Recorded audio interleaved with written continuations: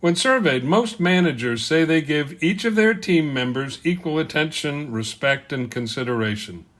Yet the research over many years finds that bosses have in-groups with whom they have warmer, more personal relationships, and out-groups where they act more transactionally. In this episode, we discuss why that can be bad for the manager and how to make an effort to change that dynamic. Hi, I'm Rick Kendall. And I'm Fred Ball. Welcome to Management Mastery. The purpose of these podcasts is to share what each of us has learned about good and bad management in our combined over 40 years of experience, both as managers and executive coaches. During that time, we've coached managers at every level in companies from Fortune 100s to brand new startups in all major businesses, including nonprofits, government, and education. So whether you're just starting in your first management position or are an experienced manager looking to strengthen your management skills, we know our podcast will be valuable to you. Most managers feel that they're more or less equally fair to everyone on their team, or that any differentiation is unintended. Subordinates, on the other hand, pay close attention to how they're handled by their boss. They watch to see how you interact with them on a personal as well as business basis. Staff pay attention to your tone, body language, and style. They also assess whether you listen to them, involve them, and solicit their ideas. So a challenge for every manager is that they need to understand what each individual needs and then try to address or at least acknowledge those needs. So what it boils down to is that more satisfied employees stick around longer, are more loyal, do better work, and make a manager's job easier and more fulfilling. A critical aspect of an employee's job satisfaction is how they perceive they're treated by the boss relative to how other team members are treated. So what are the risks to you and your department if you're perceived as playing favorites? First of all, those staff members who may feel that they're in the out group often also feel disassociated from you and the team. This can result in decreased motivation and productivity from those in the affected group, as well as any staff members who may also see what's happening. You've got the situation that the out-group people have friends who may or may not be in the in-group, but they could be affected as well. Yeah, and this can also further result in increased feelings of resentment throughout the department, as well as decreased respect for the company leadership that tolerates such favoritism. I mean, all of this can lead to higher turnover. And indeed, the perceived lack of fair treatment from the boss is almost always one of the top reasons that individuals seek a new job. That is the absolute truth, that in all surveys, when people leave companies, the former boss is one of the highest ranked reasons for the person leaving. Yeah, you know, I'm working with somebody right now, coaching them, and the presenting problem, if you will, is a coworker who's undermining my client. But the real problem and my client's real source of frustration is that his boss is incapable of dealing with it. I mean, it took months of conversations between my client and his boss before the boss finally goes, "Oh, I didn't realize that was a problem." I mean, so you can see where the reason that my client might want to leave is not the obnoxious coworker, but the fact that his boss won't deal with it. So yeah. That's absolutely true. So you can see how, the boss really, whether they're the source of the problem or not, they're seen as if there is a problem being the source of the solution. In order to self-evaluate your level of fairness with your staff, it's helpful to ask yourself a series of questions relative to each member of your team. Try to assess how each staff member is feeling about your actions. For each of your team members, ask yourself, do I meet them with a smile and a friendly greeting at the beginning of the day? Do I treat them with respect, honesty, and fairness? Yeah, you also want to assess, do you encourage their participation and listen to their contributions and possible solutions? Again, we're talking relative to everybody else in your team. I mean, are they getting the equal attention? And do you seek them out to find out how they're doing and let them know what you're doing? And do you listen to their issues and concerns and understand them and respond accordingly? Again, my client, for him, the answer is no. Yeah. It's all about it. It keeps coming back to respect. They need to feel that you respect them. In addition, do you show them appreciation for who they are and what they do and thank them when they do outstanding work? Do you provide support and show dependability when needed? Support has to do with something as simple as someone gets sick at home and the person needs to leave early, and you allow them to do that and they will never forget it.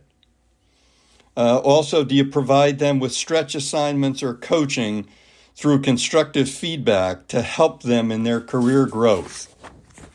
And overall, as a manager, do you show your team that you're genuine by being comfortable within your own skin, mature and not reactionary? Do you demonstrate strong values and uphold high ethical standards? And do you demonstrate honesty and transparency in keeping your staff informed about key business activities? The thing that you were talking about, being comfortable in your own skin, mature and not reactionary, is so much harder when there's great stress in the organization. And that's really when, as the manager, you prove your mettle. So if you answered no more than a few times with any one person, you may need to take action. What actions should you take? With the individual on your team, you may need to take the time to build or strengthen the bonds with that employee. You may need to keep track of the assignments that members of your staff are undertaking and any add-on projects you may have assigned so that you can make sure that you're treating everyone fairly. Yeah, in that regard, you need to seek to balance assignments and expectations so that staff feel appropriately challenged.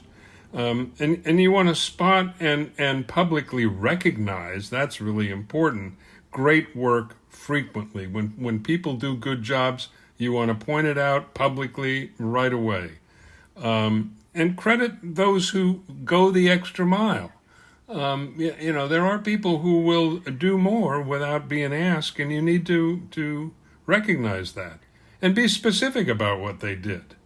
And check yourself regularly on who have and have not received recognition and congratulate those who have earned it. I mean, too often I think managers, and I know I did it myself, will just assume, well, they're just doing their job and I don't need to, praise them for just doing their job. Well, no, you still need to recognize that they've done something and made a contribution. And with what you said as being specific, the being specific helps people to understand clearly what it is that you're congratulating them for. Then there are some things that you want to look at with your team as a whole. You need to be sure that your staff meetings are inclusive and involve everyone in conversations. If necessary, you may need to take action privately to stop any staff member who is monopolizing the conversation. You may need to bring that person aside and just talk it out with them so that they understand what it is that they're doing and how it negatively impacts others on the team, and especially those who may be a little bit shy and not willing to bring things out readily. It's also important to be empathetic. Work to recognize and appreciate everyone's feelings and efforts. That's why I just mentioned that you might take that person aside privately to talk with them about not monopolizing the conversation. Yeah, I think, we've all had people either we've coached or on staffs we've managed that, they're the first one whose hand goes up. They're very aggressive in voicing their opinions.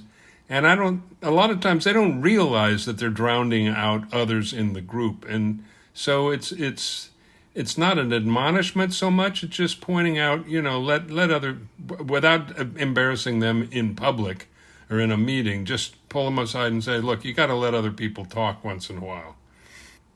And you want to get input from as many staff as possible in your hiring decisions.